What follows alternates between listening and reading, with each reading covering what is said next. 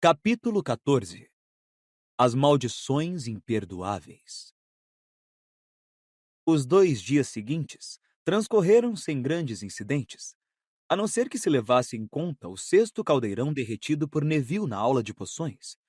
O professor Snape, que durante as férias parecia ter alcançado novos níveis em sua gana de se vingar do garoto, deu-lhe uma detenção, da qual Neville voltou com um colapso nervoso, pois teve que destripar uma barrica de iguanas. Você sabe por que Snape está nesse mau humor tão grande, não sabe? Perguntou Rony a Harry, enquanto observavam Hermione ensinar a Neville um feitiço de limpeza para remover as tripas de iguanas presas sob as unhas. Uhum, Disse Harry. Mude. Era do conhecimento de todos que Snape queria realmente o lugar de professor de artes das trevas e acabara de perdê-lo pelo 4º ano seguido.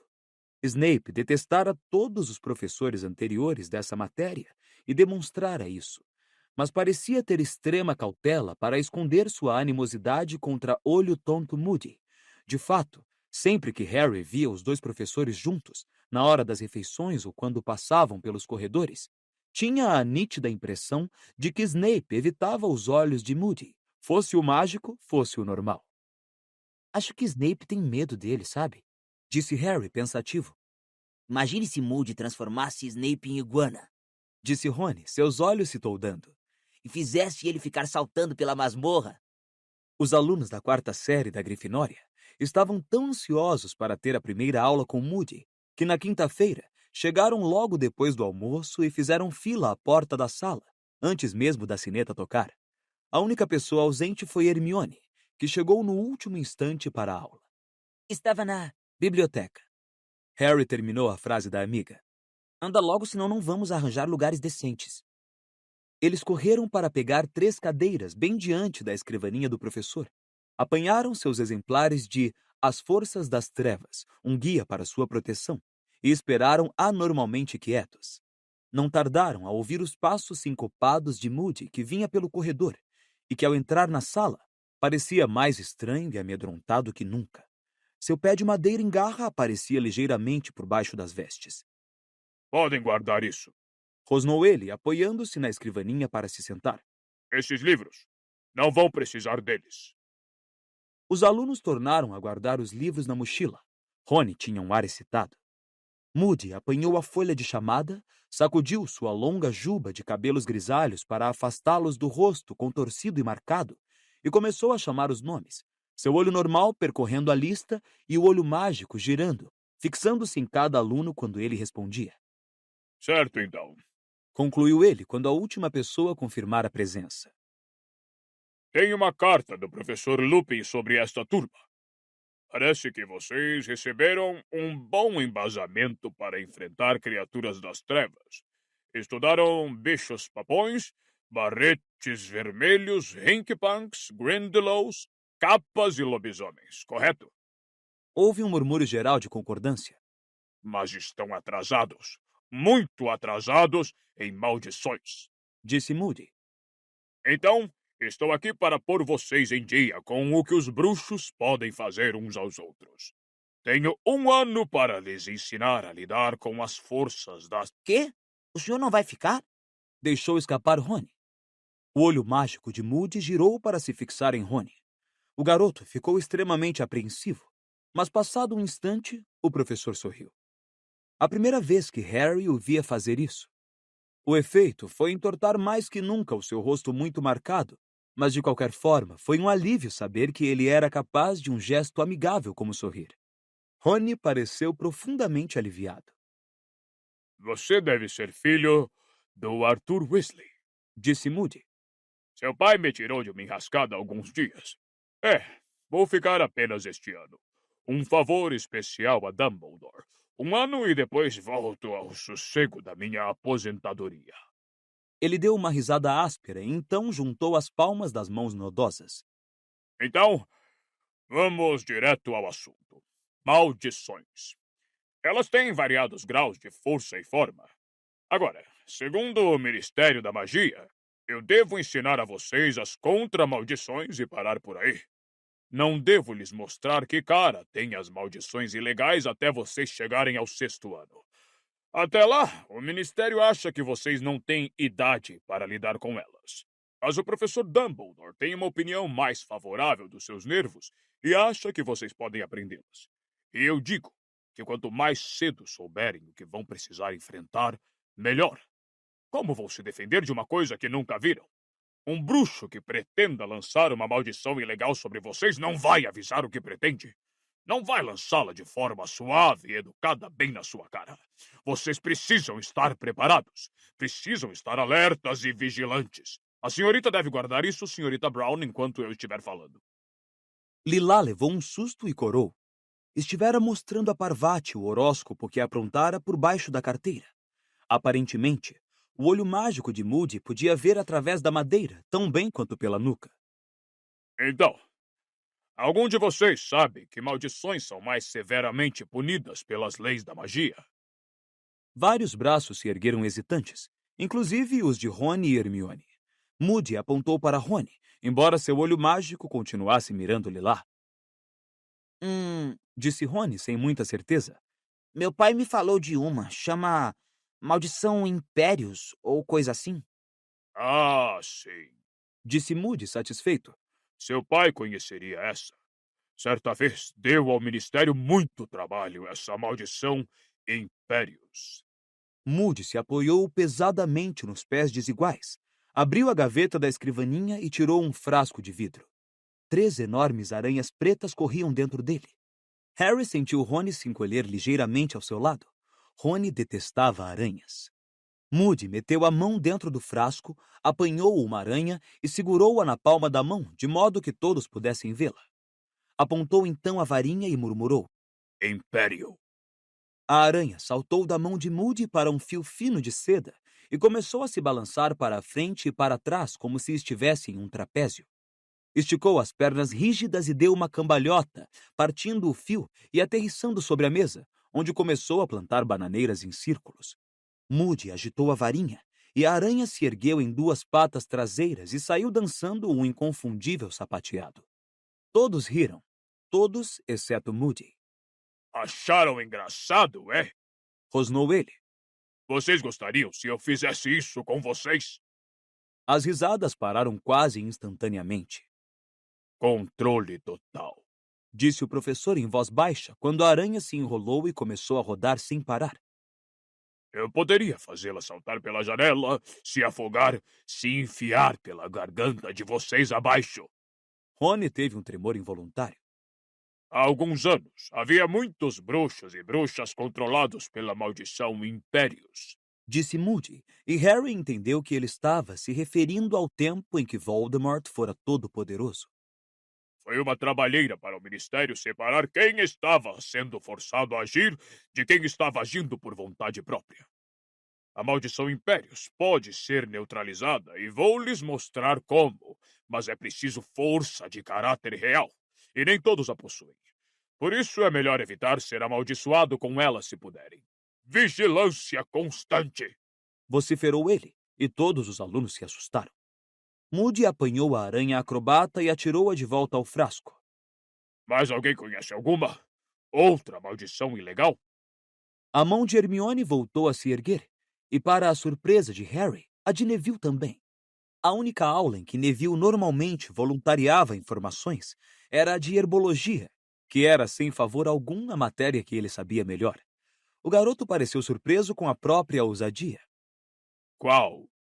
Perguntou Moody, seu olho mágico dando um giro completo para se fixar em Neville. Tem a Maldição Cruciatus. Disse Neville, numa voz fraca, mas clara. Moody olhou Neville com muita atenção, desta vez com os 2 olhos. O seu nome é Longbottom? Perguntou ele, o olho mágico girando para verificar a folha de chamada. Neville confirmou nervoso com a cabeça, mas o professor não fez outras perguntas. Tornando a voltar sua atenção à classe, ele meteu a mão no frasco mais uma vez, apanhou outra aranha e colocou-a no tampo da escrivaninha, onde o inseto permaneceu imóvel, aparentemente demasiado assustado para se mexer. A maldição Cruciatus. Começou Moody. Preciso de uma maior para lhes dar uma ideia. Disse ele, apontando a varinha para a aranha. Engordio. A aranha inchou. Estava agora maior do que uma tarântula. Abandonando todo o fingimento, Rony empurrou a cadeira para trás, o mais longe que pôde da escrivaninha de Moody. O professor tornou a erguer a varinha, apontou-a para a aranha e murmurou. Crucio. Na mesma hora, as pernas da aranha se dobraram sob o corpo. Ela virou de barriga para cima e começou a se contorcer horrivelmente, balançando de um lado para outro. Não emitia som algum, mas Harry teve certeza de que, se tivesse voz, estaria berrando.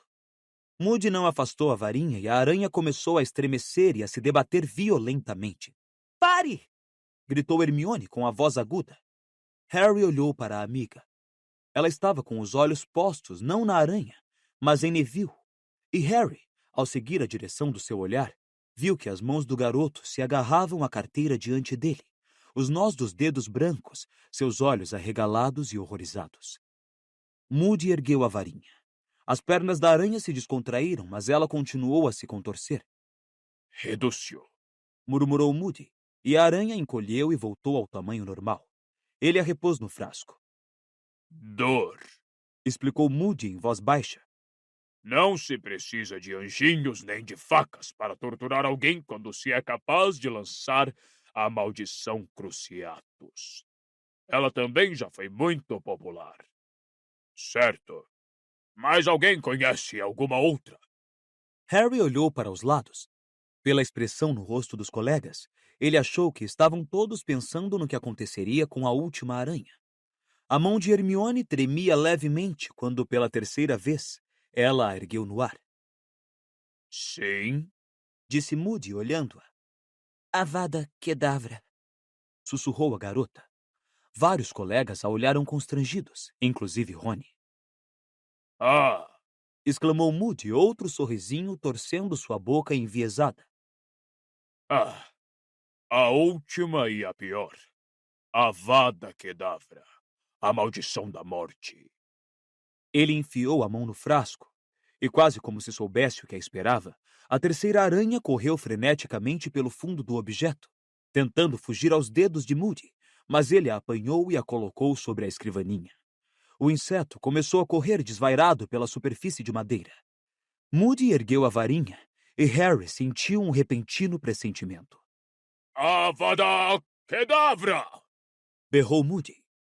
Houve um relâmpago de ofuscante luz verde e um rumorejo, como se algo vasto e invisível voasse pelo ar. Instantaneamente, a aranha virou de dorso, sem uma única marca, mas inconfundivelmente morta. Várias alunas abafaram gritinhos. Rony se atirara para trás, quase caindo da cadeira, quando a aranha escorregou em sua direção. Moody empurrou a aranha morta para fora da mesa. Nada bonito, Disse calmamente. nada agradável. E não existe contra-maldição. Não há como bloqueá-la. Somente uma pessoa no mundo já sobreviveu a ela e está sentada bem aqui na minha frente. Harry sentiu seu rosto corar quando os 2 olhos de Moody fitaram os dele. Sentiu que toda a turma também estava olhando para ele. Harry encarou o quadro negro limpo como se estivesse fascinado por sua superfície, mas na realidade sem sequer vê-lo. Então, fora assim que seus pais tinham morrido. Exatamente como aquela aranha. Será que tinham morrido sem desfiguração nem marcas também? Será que tinham simplesmente visto um relâmpago verde e ouvido o rumorejo da morte que se aproximou célere antes que a vida fosse varrida de seus corpos? Harry imaginara a morte dos pais muitas vezes nesses 3 anos, desde que descobrira que tinham sido assassinados, desde que descobrira o que acontecera naquela noite. Como Rabicho informara o esconderijo de seus pais a Voldemort, que viera procurá-los em casa. Como o bruxo matara primeiro o pai de Harry. Como Tiago Potter tentara atrasá-lo, enquanto gritava para a mulher apanhar Harry e correr. E Voldemort avançara para Lilian Potter. Dissera-lhe para se afastar para ele poder matar Harry. Como sua mãe suplicara para que a matasse no lugar do filho, recusara-se a deixar de proteger o filho com o corpo.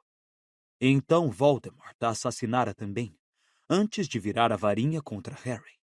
Harry conhecia esses detalhes porque ouvira a voz dos pais quando enfrentara os dementadores no ano anterior. pois esse era o terrível poder dessas criaturas: forçar suas vítimas a reviverem as piores lembranças de suas vidas e se afogarem impotentes no próprio desespero. Harry teve a impressão de que Moody recomeçara a falar de muito longe. Com um enorme esforço, ele se obrigou a voltar ao presente e fixar a atenção no que o professor dizia. Avada Kedavra é uma maldição que exige magia poderosa para lançá-la. Vocês podem apanhar as varinhas agora, apontá-las para mim, dizer as palavras e duvido que consigam sequer que o meu nariz sangre. Mas isto não importa. Não estou aqui para ensiná-los a lançá-la. Ora, se não há uma contra-maldição, por que estou lhes mostrando essa maldição? Porque vocês precisam conhecê-la. Vocês têm que reconhecer o pior. Vocês não querem se colocar em uma situação em que precisem enfrentá-la. Vigilância permanente! Berrou ele e a turma inteira tornou a se sobressaltar. Agora, essas 3 maldições, Avada Kedavra, Impérios e Cruciatus, são conhecidas como as maldições imperdoáveis. O uso de qualquer uma delas em um semelhante humano é suficiente para ganharem uma pena de prisão perpétua em Azkaban. É isso que vão ter que enfrentar. É isso que preciso lhes ensinar a combater. Vocês precisam estar preparados. Vocês precisam de armas. Mas, acima de tudo, precisam praticar uma vigilância constante, permanente. Apanhem suas penas, copiem o que vou ditar. Os alunos passaram o resto da aula tomando notas sobre cada uma das maldições imperdoáveis. Ninguém falou até a sineta tocar, mas quando Moody os dispensou e eles saíram da sala, explodiram em um falatório irrefreável. A maioria dos alunos discutia as maldições em tom de assombro. Você viu ela se contorcendo? E quando ele matou a aranha, assim? Comentavam a aula, pensou Harry, como se ela tivesse sido um espetáculo fantástico. Mas ele não a achara nada divertida. Tampouco Hermione. Anda logo, Disse ela tensa para Harry e Rony. não é a biblioteca outra vez, é? Perguntou Rony. Não, respondeu a garota secamente, apontando para um corredor lateral. Neville. Neville estava em pé sozinho, no meio do corredor, de olhos fixos na parede de pedra oposta, com a mesma expressão horrorizada e pasma que fizera quando Moody demonstrara a maldição Cruciatus. Neville? Chamou Hermione de mansinho. Neville virou a cabeça. Ah, alô? Disse ele, a voz mais aguda do que habitualmente. Aula interessante, não foi? O que será que tem para o jantar? Estou morto de fome, vocês não? Neville, você está bem? Perguntou Hermione. Ah, claro, estou ótimo. Balbuciou o garoto, na mesma voz anormalmente aguda. Jantar muito interessante. Quero dizer, aula. O que será que tem para se comer? Rony lançou a Harry um olhar assustado. Neville, Mas eles ouviram às costas um som seco e metálico estranho, e ao se virarem, viram o professor Moody vindo em sua direção. Os 4 ficaram em silêncio, observando-o apreensivos, mas quando ele falou, foi com um rosnado bem mais baixo e gentil do que tinham ouvido até então. Está tudo bem, filho. Disse ele a Neville. Por que não vem até a minha sala? Vamos. Podemos tomar uma xícara de chá. Neville ficou ainda mais assustado ante a perspectiva de tomar chá com Moody. Ele não se mexeu nem falou. Moody virou o olho mágico para Harry. Você está bem, não está, Potter? Estou, disse Harry, quase em tom de desafio.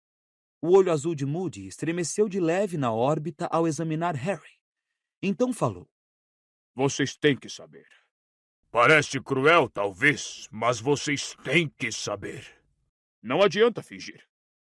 Bom, venha, Longbottom. Tenho uns livros que podem lhe interessar. Neville olhou suplicante para Harry, Rony e Hermione, mas eles não disseram nada, de modo que o garoto não teve escolha senão se deixar conduzir, uma das mãos nodosas de Moody em seu ombro. que foi que houve? Perguntou Rony, observando Neville e Moody virarem para outro corredor. Não sei.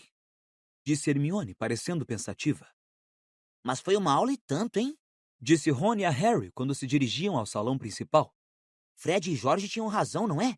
Ele realmente conhece o assunto, o Moody.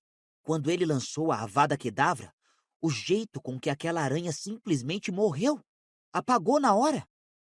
Mas Rony se calou de súbito ao ver a expressão no rosto de Harry, e não tornou a falar até chegarem ao salão, quando comentou que era melhor eles começarem a preparar as predições da professora Trelawney aquela noite, porque iam demorar horas naquilo. Hermione não entrou na conversa de Harry e Rony durante o jantar, mas comeu furiosamente depressa e em seguida foi para a biblioteca. Harry e Rony voltaram à torre da Grifinória, e Harry, que não pensara em outra coisa durante todo o jantar, agora levantou o assunto das maldições imperdoáveis. Moody e Dumbledore não ficariam encrencados se o Ministério soubesse que vimos lançar as maldições? Perguntou Harry ao se aproximarem da mulher gorda. Provavelmente, disse Rony. Mas Dumbledore sempre fez as coisas do jeito dele, não é? E Moody, eu imagino, já anda encrencado há anos. Atacar primeiro e fazer perguntas depois. Vê só a história das latas de lixo. Piruta. A mulher gorda girou para a frente, revelando a passagem, e eles entraram na sala comunal da Grifinória, que estava cheia e barulhenta. Vamos apanhar o nosso material de adivinhação, então? Disse Harry. Acho que sim, Gemeu Rony. Os dois subiram ao dormitório para apanhar os livros e mapas e encontraram Neville sozinho, sentado na cama, lendo. Parecia bem mais calmo do que ao fim da aula de Moody, embora ainda não estivesse completamente normal. Seus olhos estavam muito vermelhos. Você está bem, Neville? Perguntou Harry. Estou. Estou ótimo, obrigado. Lendo o livro que o professor Moody me emprestou. Ele mostrou o livro, Plantas Mediterrâneas e suas Propriedades Mágicas. Parece que a professora Sprout disse a ele que eu sou realmente bom em herbologia, disse Neville. Havia um quê de orgulho em sua voz que Harry raramente ouvira antes. O professor achou que eu gostaria deste. Repetir para Neville o que a professora Sprout dissera, pensou Harry, fora uma maneira muito delicada de animar o garoto, porque Neville raramente ouvia alguém dizer que ele era bom em alguma coisa. Era o tipo de coisa que o professor Lupin teria feito. Harry e Rony apanharam seus exemplares de Esclarecendo o Futuro e voltaram à sala comunal. Procuraram uma mesa e começaram a trabalhar nas predições para o mês seguinte. 1 hora mais tarde, tinham feito pouco progresso, embora a mesa estivesse coalhada de pedaços de pergaminho cobertos com somas e símbolos, e o cérebro de Harry estivesse enevoado, como se impregnado pela fumaça da lareira da professora Trelawney. Não tenho a menor ideia do significado disso, falou ele, examinando a longa lista de cálculos. Sabe de uma coisa? Disse Rony, cujos cabelos estavam de pé de tanto o garoto passar os dedos por eles, cheio de frustração. Acho que voltamos à velha regra da adivinhação. Quê? Inventar? É. Disse Rony, varrendo da mesa um monte de anotações e mergulhando a pena no tinteiro para começar a escrever.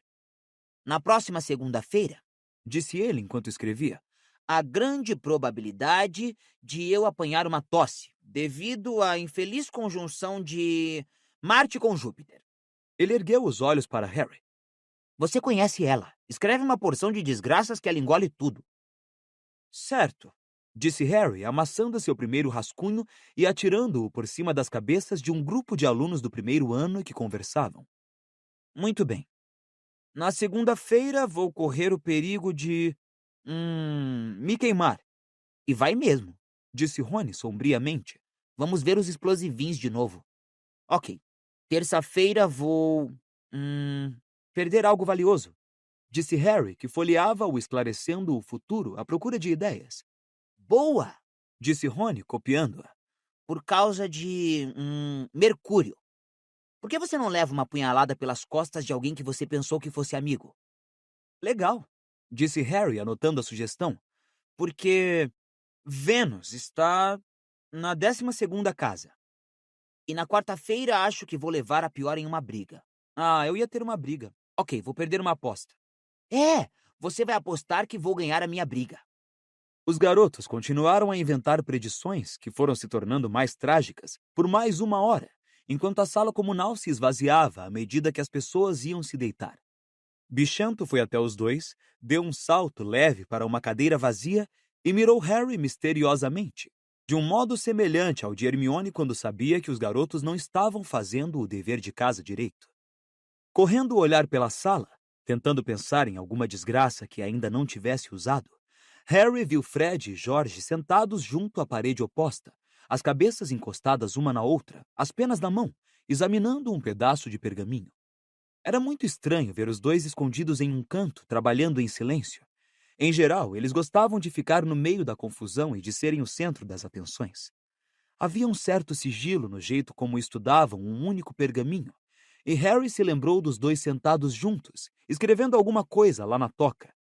Ele pensara na época que era outro formulário para as genialidades Weasley, mas desta vez parecia diferente. Senão, eles com certeza teriam deixado Lino Jordan participar da travessura. Harry ficou imaginando se teria alguma coisa a ver com a inscrição no torneio tribruxo. Enquanto Harry observava, George sacudiu a cabeça para Fred, rabiscou alguma coisa com a pena e disse, num tom muito baixo, que mesmo assim ecoou pela sala quase deserta: Não, assim parece que nós o estamos acusando. Temos que ter cuidado. Então George deu uma olhada na sala e viu que Harry o observava. Harry sorriu e voltou depressa às suas predições. Não queria que George pensasse que ele estava bisbilhotando.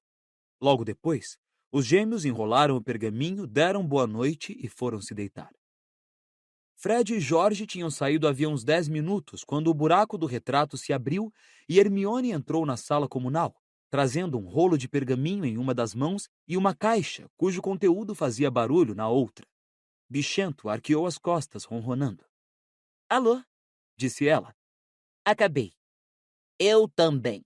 Disse Rony em tom triunfante, largando a pena. Hermione se sentou, deixou as coisas que carregava em uma poltrona vazia e puxou as predições de Rony para ver. Não vai ter um mês nada bom, hein? Disse ela ironicamente quando o bichento veio se enroscar em seu colo. Bom, pelo menos eu estou prevenido. Bocejou Rony. Você parece que vai se afogar 2 vezes. Disse a garota. Avô, é? Disse Rony, baixando os olhos para suas predições. É melhor eu trocar uma delas por um acidente com um hipogrifo desembestado. Você não acha que está um pouco óbvio que você inventou tudo isso? Perguntou Hermione. Como é que você se atreve? Exclamou Rony, fingindo-se ofendido. Estivemos trabalhando como elfos domésticos aqui. Hermione ergueu as sobrancelhas. É só uma expressão, acrescentou ele depressa. Harry pousou a pena, tendo acabado de predizer a própria morte por decapitação. Que é que tem nesta caixa? Perguntou ele, apontando-a. Engraçado você perguntar. Respondeu a garota com um olhar feio para Rony. Tirou então a tampa e mostrou o conteúdo aos garotos. Dentro havia uns 50 distintivos de cores diferentes, mas todos com os mesmos dizeres. F-A-L-E. Fale? Estranhou Harry, apanhando um distintivo e examinando. Que significa isso? Não é fale, protestou Hermione, impaciente. É F-A-L-E. Quer dizer Fundo de Apoio à Liberação dos Elfos. Nunca ouvi falar nisso, disse Rony. Ora, é claro que não ouviu, disse Hermione energicamente. Acabei de fundar o movimento. Ah, é? Disse Rony com um ar levemente surpreso. E quantos membros já tem? Bom, se vocês dois se alistarem, 3. E você acha que queremos andar por aí usando distintivos que dizem fale, é? Falou Rony. F-A-L-E. Corrigiu o Hermione, irritada. Eu ia pôr fim ao abuso ultrajante dos nossos irmãos mágicos e campanha para mudar sua condição, mas não dava certo, então F-A-L-E é o título do nosso manifesto. Ela brandiu um rolo de pergaminho para os garotos. Andei pesquisando minuciosamente na biblioteca. A escravatura dos elfos já existe há séculos. Custo acreditar que ninguém tenha feito nada contra ela até agora. Hermione, abra bem os ouvidos, disse Rony em voz alta. Eles gostam disso. Gostam de ser escravizados. A curto prazo, os nossos objetivos, disse Hermione, falando ainda mais alto do que o amigo e agindo como se não tivesse ouvido uma única palavra, são obter para os elfos um salário mínimo justo e condições de trabalho decentes. A longo prazo, os nossos objetivos incluem mudar a lei que proíbe o uso da varinha e tentar admitir um elfo no Departamento para Regulamentação e Controle das Criaturas Mágicas, porque eles são vergonhosamente subrepresentados. E como é que vamos fazer tudo isso? Perguntou Harry. Vamos começar recrutando novos membros. Disse Hermione, feliz. Achei que 2 ciclos para entrar, o que paga o distintivo e o produto da venda, podem financiar a distribuição de folhetos. Você é o tesoureiro, Rony. Tenho lá em cima uma latinha para você fazer a coleta. E você, Harry, o secretário.